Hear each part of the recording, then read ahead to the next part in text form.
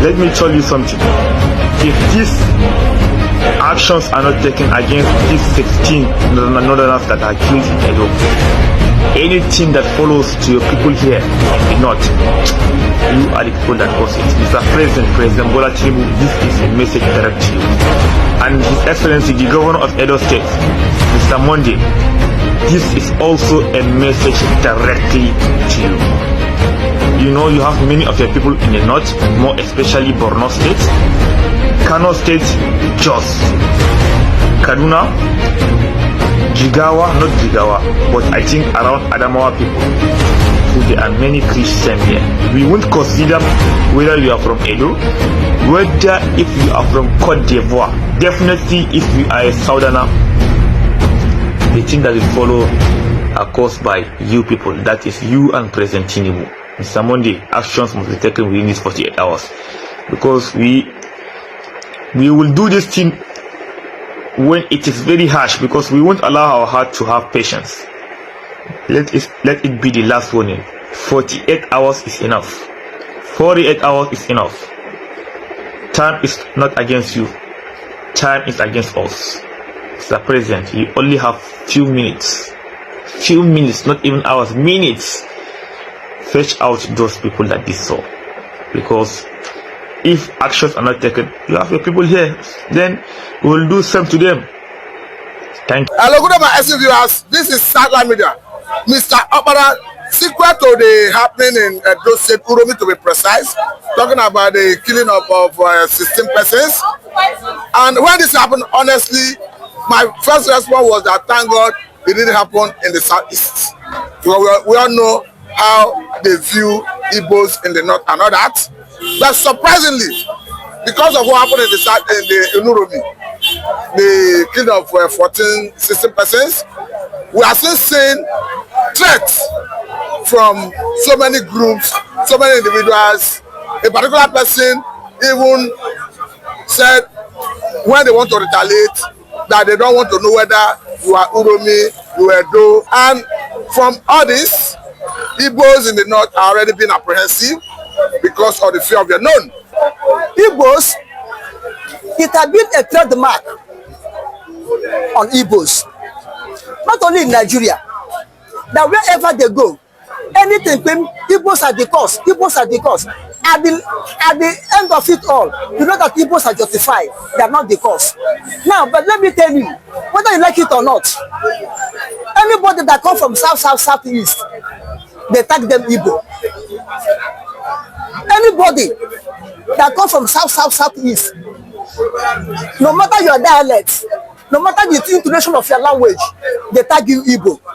And if they tag you Igbo, first thing that will happen, they will look for the so-called southeast first to kill them. Now, in Uromi, what happened in Uromi? As you said, thank God it's not in southeast, because if it's in southeast, by now you for hearing Toledo jet fighter, you for hearing marching order, you for seeing a village, a community, local government be wiped off. You understand? Okay, look at this. The threat in the north that they will retaliate mainly bounce on Igbos. Igbos speaking top, not Igbos in south. But Mr. Opera, you can clearly see that young boy who I will play his video. You can clearly see him saying, not even the king of the border can be used to justify what happened. According to even the boy, that the border caused her death. But beyond all this, they never even regretted or show sign of remorse for killing the border. Now, the young man that said the border caused her death, the border was blaspheming Allah. What is their video up to today? Bring the video chip, bring the word, bring the document, bring the sense of the border that made her to blaspheme Muhammad or Allah. They did not bring. They only telling lie upon lie. Telling lie upon lie. Okay, now look at that Deborah issue. Deborah is another man, another woman, a Christian. But at the end of it, Igbos paid the price. They went and fought Igbos, loot Igbo property, destroy Igbo business. Are Igbo the one that killed Deborah? or Deborah, is he an Igbo lady? Is he from South or Southeast? From Niger, the same north. Now they said they will kill Christians and Igbo. What happened in Uromi, Edo State? It's not religious killing. It's not political killing. It's not tribal killing. It's only self-defense on mistakenly identification. Mistake of identity. Yes, mistake of identity. That's what happened there. You understand? So you cannot take it to say you will finish the whole tribe, you finish Christians. Okay, we have northern Christians. If we have Hausa Christians, we have Fulani Christians. Are you going to kill them also? Are you going to kill them also? Or is it Igbo that reside in your place, helping you to develop your place, paying tax to your state governors? But why are you going to kill them for what? But why is Igbo always the target, even when they are not involved? Igbos are the target because, number one, that identity on them, Igbo, that identity on them goes on people. And secondly, their foolishness. Why I said their foolishness? Because their leaders are not capable to speak out. Okay, look at these 16 people killed in Uromi. Look at how all the northern leaders come out and be fighting, be speaking, saying everything. Have you seen ever such type of thing among Igbo leaders? Among Igbo traditional rulers? Because Igbo traditional rulers, Igbo leaders, Igbo businessmen cannot stand up and defend their people. Therefore, their people become a scapegoat in everything. Their people become a sacrificial lamb in everything. You see what happened? If Igbos did not betray Nnamdi Kanu, if Nnamdi Kanu is out, can anybody speak, say he will kill Igbo people when Igbo did not commit any crime? Can anybody say it? But Igbos betray him and put him where he is today and say, do not leave him, using Fulani and government of Nigeria covering up when Igbos saw what happened to him. Okay, Mr. Obara, we are looking at, there was a news that made the round, though it has been fact-checked to be fake, and in that news, it was reported that as a way of reprisal, that a 18-seater bus conveying Igbo people was burned down in Kano. But if you fact-check it, you see that even the police in Kano have refuted it, and had to have it, the news is still trending. But what do you think could be fueling people coming about with news that may not be correct? If the photo is correct, police will say no. The government will say no. They cover it up, not to allow things to escalate. They will cover it up, protecting the killers, so that we continue to kill underground. They will cover it up to fool those Igbo politicians, to fool Igbo leaders, not to react. Okay, look at it. The killing of church, inside church, not choosing members, I think in Anambra. What do they do? What do Nigerian government do? Do they give marching order to apprehend those people? What does if Anambra governor or government do? What does Igbo leaders do? Because those people are the right people, have right to kill, but others don't have right to kill. You see, if you fact check it on Google, you know you cannot authenticate it. Just like I said, authorities in the north, particularly the police, said nothing of such happened. Now you are saying the police may not tell us the actual. They may not tell the actual truth. There will be a cover, as I said, for things not to escalate. Because they knew that if they talk, the remaining Igbos will, they will not fight back, but they will be cautious of themselves. You understand what I'm saying? Because whatever you see now is an act to provoke Igbo tribe, or they will react. And we kill Igbo because of Uromi incident. It's act of provocation. It's a word of provocation. But nobody will hold them responsible. But I think it's abundantly clear that Uromi is not Igbo. Uromi is not Igbo. So why would somebody want to take a revenge in what happened in Uromi against Igbos? Against Igbo, because Igbos are escaping goats. Igbos are a sacrificial lamb. Igbos are to kill so that Nigeria will be one. Igbos are to kill so that Nigeria will be one. You understand? And because of lousiness of Igbo leaders, the people you elect, you vote in sense to go and represent us, they will go and keep their. Do you still accuse Igbo leaders on this? I'm accusing of Igbo leaders, whatever happened. On this particular issue? I'm accusing Igbo leaders. Okay, since have the threat to come to Igbos, what have Igbo leaders do? Both in Senate, both in Rep, both in governors, both traditional rulers, both the people in the ministers, ministerial posts, what have they done? What have they speak against that word of terrorist word against them? What have they said? But you cannot speak like this against any session in the north. They will come up fully and stand against you. Okay, Mr. Abada, let us bring in a video, of course, of a senator from Edo State, talking about Adams Oshomole, lamenting the excesses of Fulani herders, Fulani militias in the region, in the country, how they maim, kill, and all that. Though he's not the first person that has spoken about this.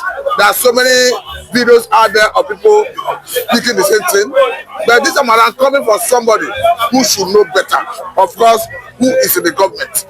But having watched the video, let me get your reaction. How can you guarantee the safety of the people in the face of this onslaught from Fulani militia? You see, Adam Oshomole, you will see, when he was a labor movement leader, you see how he stand fully and speak for the masses of Nigeria. But the minute he enter politics, his life changed. No. Let us I'm coming. Let us look at the message. Let us look at the message. Yes. I'm coming. No, I'm going to digress. I know what I'm saying.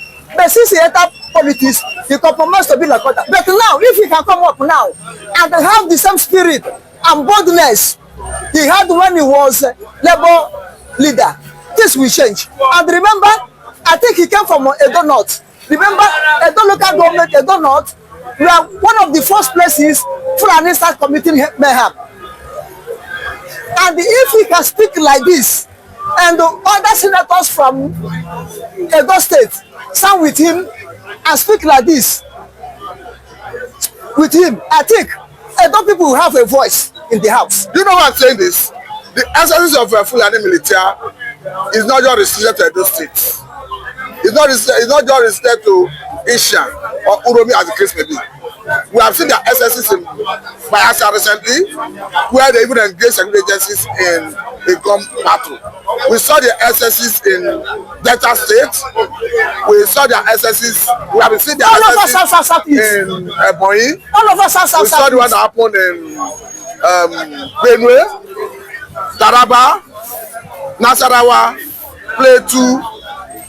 Politically speaking, Mr. Okpara, what do you think the government can do to curtail the excesses of Fulani militia? Government cannot do anything because government is behind them. Do you still accuse the government of Yes, I'm not accusing, but I'm telling you the reality. Okay, tell me why. If Fulani kill, you go free. But if you kill Fulani, army will come. Not if you kill Fulani, if you defend yourself against them, army will come. Police will come and raid you people. There will be marching order from the top against you people. Is it not government abetting them? Call it the Fulani man in the power or not Fulani man in the power. Nigerian government abetting them. If not so, tell me why. Like I think in Hamufu, when the people of Hamufu came and defend themselves against Fulani in the night, Nigerian army uniform went there and burned the houses. Set the houses ablaze, sack the people. The following day, Fulani herdsmen went there and occupied it. What does that mean? What does that mean? So government cannot go against them. Government is with them. Okay, now let us briefly look at what came from the director of DSS, talking about community policing, talking about how communities can come together as a whole, being the first line of defense when there's an attack. He made mention about 2 communities in the north that did exactly the same thing in the past, and according to them, up to date, those places have not witnessed any invasion by any armed group. And this is a man who should know better, talking about the director of DSS. Now, you see, that director of DSS is a God-fearing man. He's a man who loves to stand by the truth and say the truth. He's a man who value blood more than any other thing. That's what you don't want blood to be waste in Nigeria. Now, if a man like that in that type of authority who knows much about security in Nigeria will come out and speak like this, don't you know that the insecurity in Nigeria have gone overhand? Now, if Nigerian government cannot defend the life and property of citizens, they take an oath when they were swearing in. Then what's the need of Nigeria having government? What's the need of it? To to all Israel. Now listen, how can, if this man call for state police, which means Nnamdi Kanu is right to have ESN, which means the Southwest governors are right to have Amateku. Autumn, Governor Samuel Autumn of Benue State, former governor of Benue State, that said vigilante, the own people, they are right, he's right. And all these people that send, that will really protect the states they were in, did not see light of the day. Where is Amateku? Where is a security agent of Autumn in Benue State? Where is ESN? It's not because of ESN they want to Nnamdi Kanu. One of the things that made them, it's not because of ESN. But look at Ebubagun, look at Udodachi in Anambra State, look at all of them. They are not operating because government are using them against the individual people of the states. Government are using them to silence anybody who will say no to terrorists, to Fulani herders. They are those that exist. Because according to him, he said even in his own community that he encouraged them to come together and form groups, and I know the type of arm that they will be qualified to handle in order to be able to repair such attack. He was even advising both the chief of army staff, all of them were there. So as a way of encouraging and advising that the country should change their way of securing lives and property, that there is need for a new order in that direction. A new order in that ship. In that direction. In that direction. If the government of Nigeria controlled by Fulanis, controlled by the emirs in the north, controlled under Islamic law, if they will agree for state to have their police, then the problem will solve. And they're telling me that Nigerian security agent cannot stop terrorists or Fulani mayhems in Nigeria is a lie, because they know the location where they are. Government of Nigeria have the map, have the location where they are. They can mobilize. If they can use fighter jet in this, bombing ESN, using armored tanks, going against ESN, why can't they do equal to this herdsmen, bandits, to these terrorists? Why can't do this so? Nigeria is capable to do it. If Nigeria can go to ECOMOG in the time of Babangida, go to ECOMOG and bring ECOMOG war to an end, why can't they fight other terrorists? Who arming the terrorists? Is it not the same people in the corridor of power arming the terrorists? So Nigerian armed forces are capable to do it, because Nigerian armed forces can go outside and fight, but the one inside their house, they cannot be able to fight it. Why? That lack of will, sentiment, and they will find themselves guilty by abolishing what they have said. They find themselves guilty. And remember, Nigeria is coming to Islamatize. That one is an allegation you are making. No. If you want to impose Sharia law to every state, if you can, because of the Ramadan, fasting and the prayer, you close the whole school in the north. both Christians, It's not the non whole Christian states in the north. I mean, states in the north. Like a place like a Bauchi, I think Kano. Now, what remains to Islamatize? If you are forcing Sharia law to the west, want to force it to the east, is it not Islamization? So all you know, they want to use these herdsmen, so-called bandits, Boko Haram, Al-Qaeda, IC, to Islamatize Nigeria. And there's no way it cannot stop without Islamatizing Nigeria. So the best bet, east to east, north to north, west to west, Biafra to Biafra. I have to say, thank you for your time. This is a good place to let you go. Thank you. Thank you very much. This is